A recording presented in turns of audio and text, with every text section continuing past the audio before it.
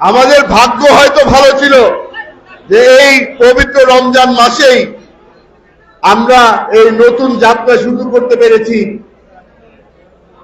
প্রথমবারের মতো একজন সংসদ সদস্য হিসাবে আমি সেই মহান সংসদে পা রাখার সুযোগ পেয়েছি। আপনাদের সকলের জানা দরকার, এই সংসদ অধিবেশনের সময় আমাদের সকলের মনের মধ্যে একটা কষ্ট ছিল। একজন ব্যক্তি যিনি প্রধানমন্ত্রীর মঞ্চে বসেছিল, সেই ব্যক্তিও হালকা চোখে পানি নিয়ে বক্তব্য রেখেছিল, কারণ তারও একটা বিশ্বাস ছিল যখন আমরা সকলে মিলে সংসদে যাব তখন হয়তো আমাদের মরহুমা খালেদা জিয়া হয়তো আমাদের সাথে থাকবেন।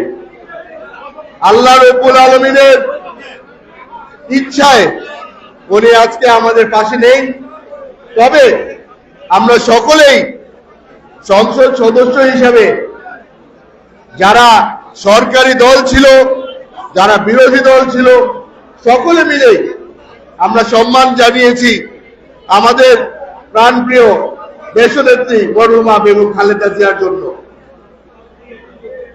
আজকে আমার একটা অনুরোধ রইল আপনাদের কাছে।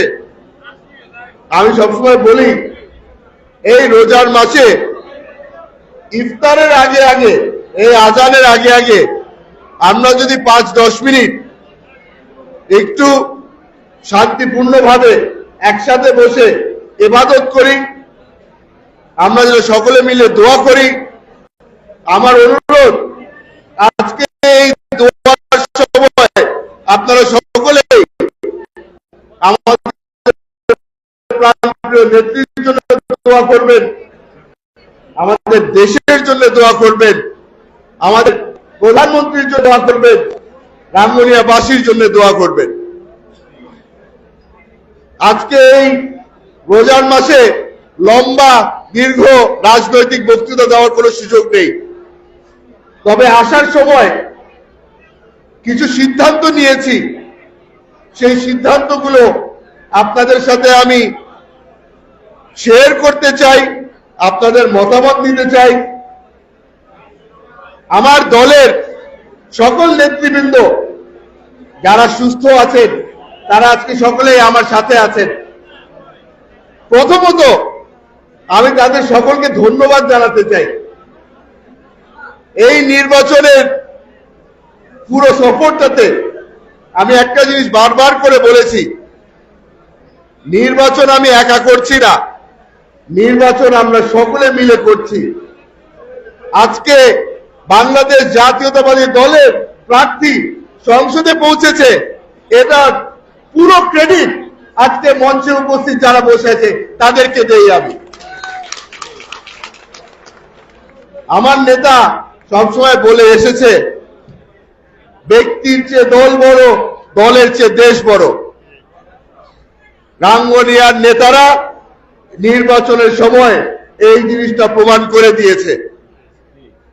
আমরা দেশের জন্য খাচ্ছি, আমরা আমাদের দলের জন্য খাচ্ছি, ব্যক্তি বড় জিনিস না। তবে আজকে আমি আমার দলের ব্যাপারে কিছু কথা বলতে চাই। সরকারে চলে আসার পরে আমাদের নেতাকর্মীরা সকলে ব্যস্ত হয়ে যায়, এখন তো মামলা মোকদ্দমা আর নেই, হয়তো অনেকেই রাজনীতি থেকে একটু দূরে সরে যায়। আমাদের অত ঘন ঘন প্রোগ্রাম হবে না, আমাদের হয়তো এরকম বড় আয়োজনও অত ঘন ঘন হবে না। সেই কারণে অনেক সময় দল দুর্বল হয়ে যায়।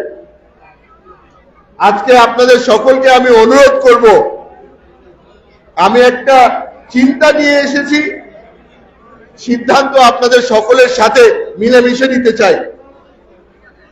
আমাদের দলের সব সিনিয়র নেতৃবৃন্দ আজকে এখানে উপস্থিত আছে, আমি তাদের কাছে একটা প্রশ্ন করে যেতে চাই। আমরা যদি প্রতি মাসের প্রথম শুক্রবার এখানে এসে একসাথে জড়ো হয়ে আমাদের দলের সিদ্ধান্তগুলো একসাথে নেই, তাহলে আমার মনে হয় আমাদের দল আরো শক্তিশালী হবে।